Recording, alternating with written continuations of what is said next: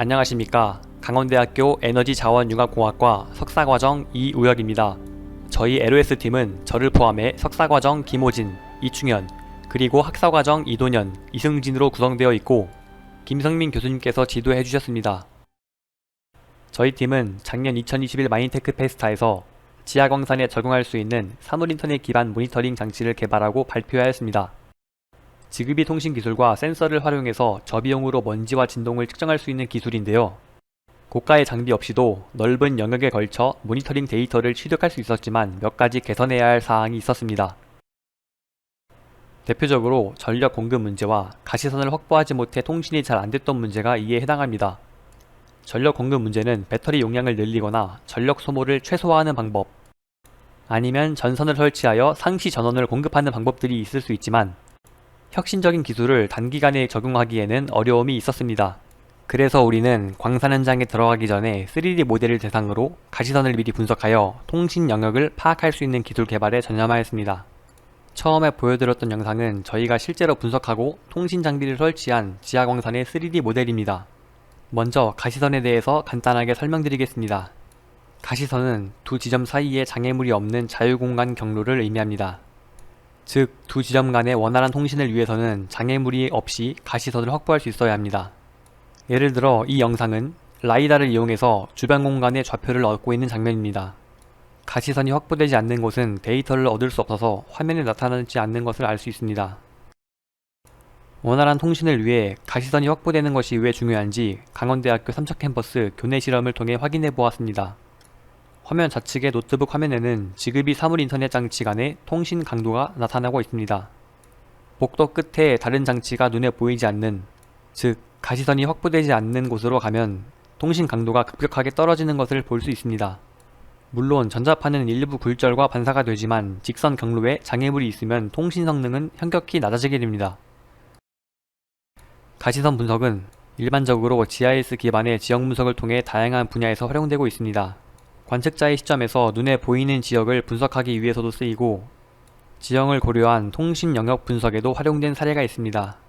여기 보이는 예시에서는 붉은색으로 표시한 영역이 관측 지점에서 가시선이 확보되는 영역에 해당합니다. GIS 기반의 가시선 분석은 균일한 매트릭스 구조의 픽셀 형태, 즉 레스터 자료를 주로 사용하며 분석을 위해서는 모든 픽셀들 사이의 가시선을 계산해야 합니다. 하지만 지하광산은 지상의 지형처럼 2.5차원으로 표현할 수 없으므로 3차원의 포인트를 이용해서 분석해야 합니다. 3차원 포인트 클라우드는 일반적으로 균일한 구조를 가지고 있지 않고 복셀 형태로 균일하게 데이터를 가공하더라도 불필요한 계산량이 늘어나게 됩니다. 또한 모든 점들 사이에 가시선을 분석하는 것은 데이터 처리량을 급격하게 늘리므로 GIS 분석 방법과는 다른 방식을 적용할 필요가 있습니다.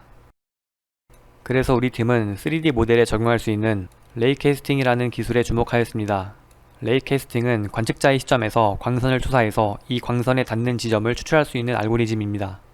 레이캐스팅 기술을 적용하면 광선이 투사된 곳에 가시선 확보 여부를 매우 빠르게 파악할 수 있습니다. 레이캐스팅 기술 동작 과정을 좀 더 구체적으로 알아보겠습니다.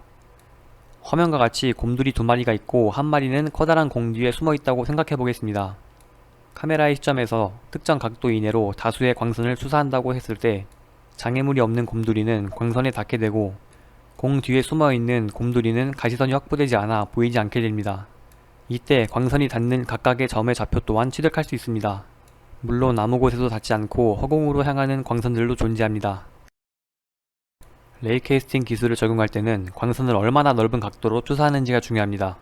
이러한 시야각을 Field of View, 줄여서 FOV라고 하고 이 그림은 각각 60도와 90도의 FOV를 보여주고 있습니다. 같은 개수의 광선을 투사한다고 했을 때 FOV가 작을수록 광선 간의 간격이 줄어들어서 더 정밀한 포인트 취득이 가능합니다. 반면에 FOV가 작으면 한 번에 분석할 수 있는 영역의 면적이 줄어든다는 단점이 있습니다. 동일한 FOV로 투사하더라도 얼마나 많은 광선을 투사하는지도 중요합니다. 광선의 개수가 많을수록 광선의 간격이 줄어들어서 정밀한 분석이 가능하지만 그만큼 데이터 처리량이 많아지고 분석에 많은 시간이 소요됩니다. 우리의 목적은 지하광산에서 가시선을 분석하여 통신 가능 영역을 평가하는 것입니다. 이를 위해서는 먼저 광선을 어떠한 방향으로 어떠한 시야각을 가지고 투사할지 고민이 필요합니다. FOV는 180도보다 작아야 하므로 어떠한 지점에서 전 방향으로 가시선을 분석하려면 표면에 수직한 법선 벡터 방향으로 180도에 가까운 FOV를 가지고 광선을 투사해야 합니다. 이러한 조건에서의 가시선 분석 결과는 화면과 같습니다. 반면에 표면의 법선을 제대로 파악하지 못하고 잘못된 방향으로 광선을 투사하면 이처럼 잘못된 가시선 분석 결과를 얻게 됩니다. 따라서 본 연구에서는 포인트 클라우드에서 주변의 포인트를 고려해 특정 지점의 법선을 계산하는 알고리즘을 적용하였습니다. 이외에도 고려해야 할 것은 통신 거리에는 제한이 있다는 것입니다. 예를 들어서 지그비 모듈은 일반적으로 실내에서 약 100m의 거리까지 통신이 가능합니다. 본 연구에서는 광선이 닿는 지점까지의 거리를 계산해서 통신 거리를 고려할 수 있는 알고리즘을 구현하였습니다. 지금까지 설명드린 내용을 구현하기 위해서 파이썬 언어를 이용해서 코드를 프로그래밍하였습니다. STL, OBJ, FBX 등의 확장자를 가진 3D 모델에 접근하고 이를 분석하기 위해서는 파이썬의 오픈3D 라이브러리를 활용하였습니다. 지금 보여드리는 3D 모델은 메쉬 형태의 모델입니다. 다수의 삼각형들이 네트워크를 구성하여 삼각망을 통해 모델을 구현합니다. 이 3D 모델은 메쉬 형태의 모델에서 포인트를 추출해서 포인트 클라우드를 구성한 모델입니다. 포인트 클라우드의 밀도가 높을수록 모델을 더 정밀하게 표현할 수 있지만 분석 과정에서의 처리량이 많아지게 됩니다. 이 결과는 앞서 설명했던 법선 벡터를 분석한 결과입니다. 각각의 포인트에 대해서 법선 방향을 계산해서 선으로 표현했습니다. 본 연구에서는 각 포인트에서 이러한 선들의 방향으로 광선을 투사해서 가시선 분석을 수행한 것입니다. 피카츄의 앞쪽 부분 포인트를 지정하여 가시선 분석을 수행한 결과입니다. 즉, 지정한 포인트에서 가시선이 확보되는 지점들을 다른 색상으로 표시하였고 거리가 멀수록 붉게 표현했습니다. 개발한 가시선 분석 기술을 광산에 적용하기에 앞서 강원대학교 삼척캠퍼스 교내 복도를 3D 모델로 제작하고 실험해 보았습니다. 3D 모델 제작은 교내의 설계도를 기반으로 블렌더 프로그램을 이용하였습니다. 통신 가능 거리를 80m로 설정하고 복도의 끝에서 가시선 분석을 수행한 결과입니다. 앞서 보여드렸던 지그비 통신 실험에서 통신이 잘 안되던 구간은 가시선 확보가 되지 않는 것을 확인할 수 있습니다. 이처럼 가시선 분석 기능이 잘 구현된 것을 확인할 수 있었습니다. 저희는 여기에 더해 지하광산에서의 통신 장비 설치를 위한 새로운 분석 기술을 추가로 개발하였습니다. 광산 내의 어떠한 지점에 통신 장비를 설치했다면 그 다음 장비는 어디에 설치할지 고민이 필요합니다. 이때 가장 먼저 고려할 것은 물론 기존 장비를 설치한 지점에서 가시선이 확보되는지 여부이고 이는 앞서 개발한 기술을 통해 확인할 수 있습니다. 다음으로 저희가 고려한 것은 새로 장비를 설치할 곳에서 충분히 넓은 통신 영역을 확보할 수 있는지에 대한 것이었습니다. 예를 들어 처음 설치한 장비의 통신 영역 내에 있는 이 두 개의 위치 중에서 어떤 곳이 더 적절한지 판단을 해야 합니다. 주황색 지점의 통신 영역은 이와 같이 나타납니다. 투사된 광선이 닿는 광산의 표면이 또 다음 통신 장비를 설치하기에 적합한 위치에 해당합니다. 파란색 지점의 통신 영역은 다음과 같습니다. 두 지점 중 어떤 곳에 설치하는 것이 더 적절할지 판단하는 것은 어려운 문제이지만 설치 지점이 넓은 통신 영역을 확보해야 한다는 것은 분명합니다. 우리는 통신지수라는 개념을 개발하여 이를 반영할 수 있도록 하였습니다. 앞서 두 개의 지점만을 예시로 들었지만 광산 내의 모든 지점 또는 앞서 설치한 장비의 통신 영역 내에 있는 지점들에 대해서 통신지수를 분석할 수 있어야 합니다. 처음에 저희는 광선이 닿는 점들의 개수로 이러한 지수를 만들 계획이었습니다. 하지만 다음 그림처럼 통신 영역의 차이가 있더라도 투사한 광선이 닿는 지점의 개수는 동일할 수 있습니다. 따라서 우리는 광선이 닿은 점들 사이의 평균 거리를 계산해서 이를 통신 지수로 제한하였습니다. 개발한 기술들을 활용해서 강원도 삼척시 도계읍에 위치한 태영 EMC 3도 사업소에 새롭게 지그비 통신 장비를 설치하고 모니터링을 수행했습니다. 지하 광산 현장은 아무래도 어둡고 습해서 현장에서 사람의 판단만으로 통신 영역을 정확하게 파악하기에는 어려움이 있습니다. 그래서 극내도를 기반으로 간략하게나마 3D 모델을 만들고 이에 대한 분석을 수행했습니다. 이 결과는 우리가 통신 장비를 설치할 영역에 대해서 통신 지수를 분석할 결과입니다. 통신 지수가 높게 나온 곳을 위주로 먼저 통신 장비를 설치할 지점을 어느 정도 정하였습니다. 첫 번째 설치 지점을 정하고 그 지점에서의 가시선 분석을 수행한 결과입니다. 다음 설치 장소는 이 통신 영역 내에 포함되면서 통신 지수가 높은 곳으로 설정하였습니다.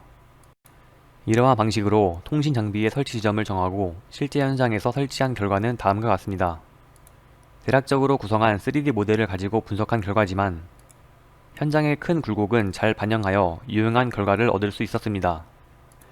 우측의 사진은 각각 라이다를 이용해서 현장에서 가시선을 파악한 사진과 일반 카메라로 촬영한 사진을 보여주고 있습니다. 먼저 설치한 통신장비의 통신 영역 내의 지점을 대상으로 다음 통신장비를 설치하였습니다. 현장에 오기 전에 3D 모델로 분석한 결과와 현장에서 라이다를 이용한 결과를 함께 고려하여 가시선을 원활하게 확보할 수 있었습니다. 이러한 방식으로 다수의 통신 장비를 설치하였고 이 사진들은 그중 일부를 보여주고 있습니다.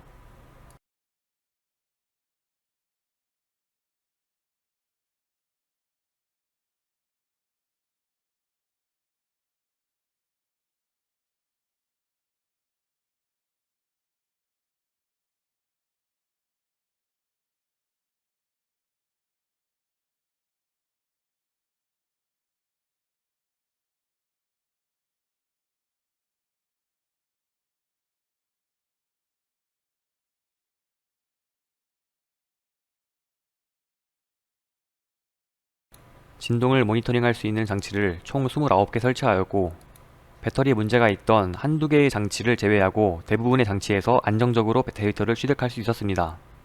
이는 가시선을 확보하지 못한 작년의 실험에 비해서 월등하게 개선된 결과입니다. 대부분의 모니터링 장치에서 데이터가 누락되는 구간 없이 안정적인 데이터 취득이 가능했습니다. 현장에서의 통신장비 설치 및 실험을 마무리한 후 저희는 더 정밀한 광산 3D 모델을 확보할 수 있었습니다. 가장 처음에 보여드렸던 영상에 해당하는 3D 모델인데요. 이 모델은 태형 EMC에서 고가의 라이다 장비를 이용해 취득한 모델입니다.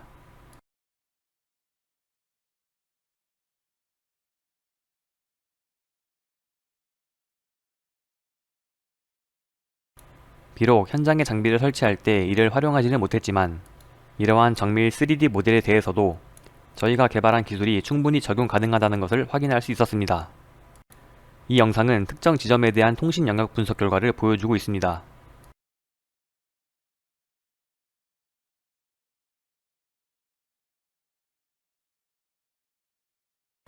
그리고 전체 영역에 대한 통신 지수 분석 결과는 다음과 같습니다. 상대적으로 통신 영역이 좁은 구간은 보라색이나 파란색에 가깝게 표현되고 통신 영역이 넓은 구간은 붉은색에 가깝게 표현됩니다.